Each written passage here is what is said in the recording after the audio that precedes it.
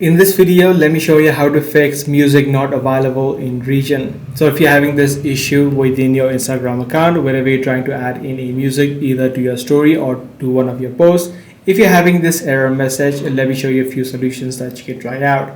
Now you'll need to first of all ensure that if other people within your region are actually using this music. If they are and if the issue is only with you, then what you can try out is try to reinstall the Instagram application from your device. So what this simply does is this clears out any sort of bugs because you will have the latest version of the application.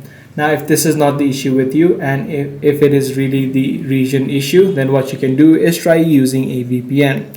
So from the Play Store or the App Store, download a VPN of your choice and try connecting to a different region where the music is available. Once you do this, you'll be able to use this particular music without having any sort of issues.